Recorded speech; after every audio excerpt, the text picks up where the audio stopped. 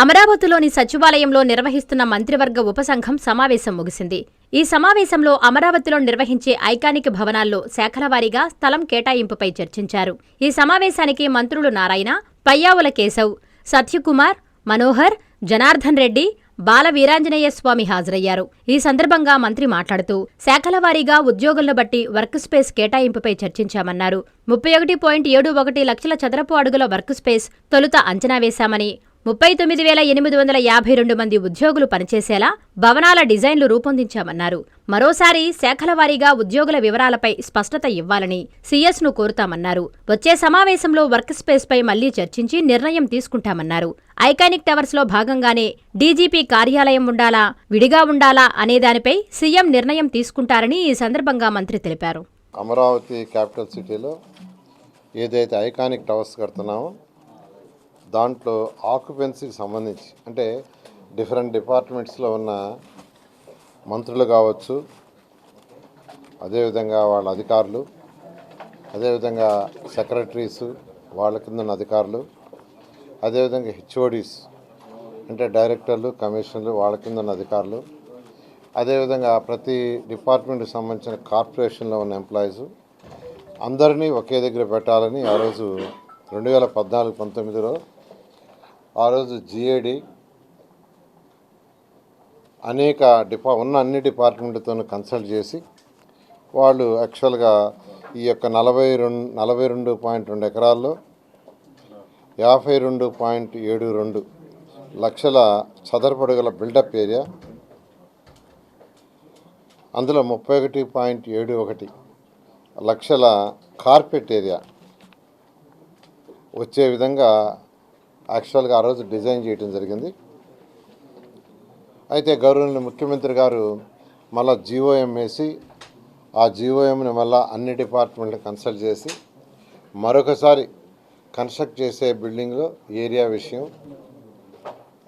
ఎక్కడెక్కడ ఏ డిపార్ట్మెంట్కి అలాట్ చేశారు, ఎలా చేశారని దాన్ని స్టడీ చేయమంటే ఈరోజు జీఓఎం కూర్చొని యాక్చువల్గా కొంత డిస్కస్ చేసింది. దీంట్లో ఈరోజు అధికారులు ప్రజెంట్ చేసిన ప్రకారం మొత్తం ఆన్ రోల్స్లో 39,882 మంది ఎంప్లాయీస్ ఉండారని, 9,882. అయితే దాన్ని డిపార్ట్మెంట్ వల్ల కొంత కరెక్షన్ చేయాలని కూడా చెప్పారు. కొంత దాన్ని వాళ్ళు ప్రజెంట్ చేశారు అధికారులు,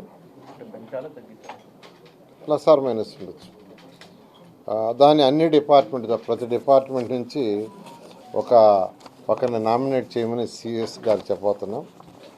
వారి ద్వారా వర్కింగ్ ఎంతమంది ఉన్నారు, శాంక్షన్ ఎంత ఉంది అనే డేటా అంతా తీసుకొని నెక్స్ట్ మండే మళ్ళా జీఓఎం పెడతాం. నెక్స్ట్ మండే కల్లా ఆ డేటా ప్రజెంట్ చేయమని చెప్పడం జరిగింది. అయితే ఇప్పుడు యాజ్ టీజ్గా వాళ్ళు తీసుకున్నది 26,500 మందికి 2014-19లో 26,700 మంది ఉంటారని ఎస్టిమేట్ చేసి దానికి తగ్గట్టుగా యాక్చువల్గా ఆ రోజు ఈ 31.71 లక్షల కార్పెట్ ఏరియా వచ్చే విధంగా డిజైన్ చేశారు. 31.71 lakh స్క్వేర్ ఫీట్. దాన్ని జీఓఎం నెక్స్ట్ మండే మళ్ళీ కూర్చుంటుంది. ఈ లోపల ఇతర రాష్ట్రాల్లో ఉన్న కొత్తగా కట్టిన సచివాలయం ఏదైతే ఉండే నయా రాయ్పూర్ కానీ లేదా మన పక్క రాష్ట్రం హైదరాబాద్ కానీ అదేవిధంగా సెంట్రల్ విస్రా సెంట్రల్లో కట్టింది కానీ వాటిల్ని కూడా స్టడీ చేసి దాంట్లో కూడా ఎన్ని స్క్వేర్ ఫీట్ కట్టారు, ఎంతమందికి అకామిడేషన్ ఇచ్చారు, ఆ కంపారిటివ్ డేటా కూడా నెక్స్ట్ జీఓఎంకి సబ్మిట్ చేయమని జీఓఎం తెలియపరచడం జరిగింది. సార్ ఇప్పుడు ఈ లెక్కన మీరు 27,000 మంది 26,700 మంది ఎంప్లాయీస్కి అయితే 31,70,000 కావాల్సి వస్తే మరి రిమైనింగ్ ఇప్పుడు మీరు చెప్పినటువంటి ఎంప్లాయీస్ ఓవరాల్గా 39,000కి వచ్చింది సార్. అంటే వీళ్ళు కొంతమంది కన్సల్టెంట్స్ వాళ్ళు వీళ్ళు ఉండారు యాక్చువల్గా. అందువల్ల స్టడీ చేయమన్నాం, ఈచ్ డిపార్ట్మెంట్ వైజ్ యాక్చువల్గా తీసుకున్నాం. యాక్చువల్గా అందులో ఇప్పుడు ఐటీ వచ్చేసింది కదా, ఐటీ వచ్చింది కాబట్టి యాక్చువల్గా ఇది ఎప్పుడు శాంక్షన్ స్ట్రెంత్ దీని డీటెయిల్స్ మొత్తం కూడా స్టడీ చేయమని ఆదేశించారు. అంటే దీంట్లో యాక్చువల్గా ఇంకొకటి కూడా ఈ పోలీస్ డిపార్ట్మెంట్ది కూడా ఉంది. అంటే ఇవాళ మేము చూసిన దాంట్లో ఏంటంటే ఒక పోలీస్ డిపార్ట్మెంట్ దీంట్లో 14,000 చూపించారు. అంటే అప్పుడు అంతా వేసి 26,700 చేశారు. 39,000 వచ్చిన తర్వాత ఇప్పుడు దాంట్లో 14,000 తీసేస్తే ఆటోమేటిక్గా 25,887 వస్తుంది. అటు కాదు, వాళ్ళు ఐ థింక్ ఈ యొక్క డిఫరెంట్ ఉంటాయి కదా వింగ్స్, డిఫరెంట్ లొకేషన్స్లో ట్రైనింగ్ అటాటి అవి కూడా వేసినట్టున్నారు. అందువల్ల క్రాస్ చెక్ చేయమని ఇన్స్ట్రక్షన్. సెక్రటరియట్ ఉంటుంది, సెక్రటరియట్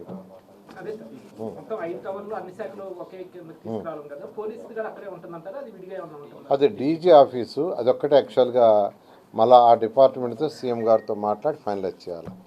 సెక్రటరియట్ హోమ్ ఇక్కడే ఉంటారు దీంట్లోనే. అది ఒక్కటే మాత్రం ఆల్రెడీ కట్టున్నారు అక్కడ. దాని విషయం కూడా ఒకసారి సీఎం గారితోనూ ఆ డిపార్ట్మెంట్ వాళ్ళతో మాట్లాడి ఫైనలైజ్ చేయాలి. అంటే మిగతా సార్ సిఐడి కావచ్చు, ఏసీబీ కావచ్చు, ఇవన్నీ కూడా చాలా చోట్ల విడివిడిగా ఉన్నాయి కదా, పోలీస్ వింగ్స్ డిఫరెంట్ వింగ్స్ ఉన్నాయి, అవి కూడా ఇక్కడికి వస్తాయి. అందుకని ఇప్పుడు 14,000 సీఎం గారితోనూ ఆ డిపార్ట్మెంట్ వాళ్ళతోనూ ప్లస్ మినిస్టర్తో కూర్చొని డిస్కస్ చేసి ఏ వింగ్స్ ఇక్కడ ఏవి కాన్ఫిడెన్షియల్ ఏదన్నా ఉంటే బయట ఉండాలా అనేది డిసైడ్ చేయాలి.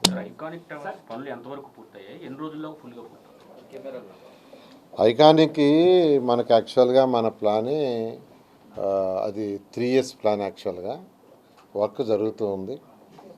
అది 2028 సెప్టెంబర్కి కంప్లీట్ చేయాలి. వీఆర్ ప్లానింగ్ సెప్టెంబర్కి. లేట్గా అంటే ఈ మధ్య మనకు అన్ని దాంట్లో కూడా అనుకుంటే కూడా కొంత ఈ ఐకానిక్ టవర్స్లో కొంచెం లేట్గా వర్క్ జరుగుతుంది. అంటే లేట్గా కాదు, యాక్చువల్గా ఏంటంటే ఐకానిక్ టవర్స్ అంతకుముందు మొదలుపెట్టి చేశారు. లాస్ట్ గవర్నమెంట్ ఆపేసింది. ఆ చేసింది ఫౌండేషన్, ఎప్పుడు ఫౌండేషన్ ఇంపార్టెంట్.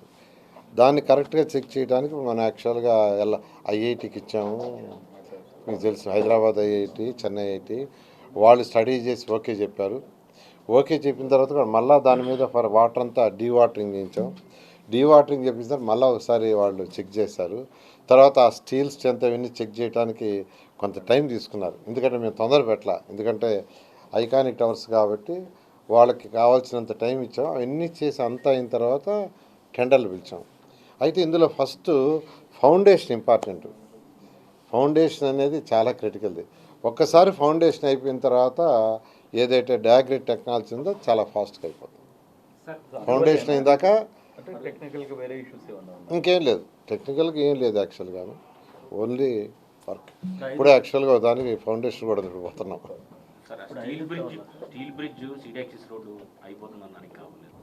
స్టీల్ బ్రిడ్జ్లో యాక్చువల్గా ఏంటంటే ఒక 12.5 ఎకరాల ఆ సీడాక్స్ మీద ఉంటే ల్యాండ్ అక్విజిషన్ పెట్టాము.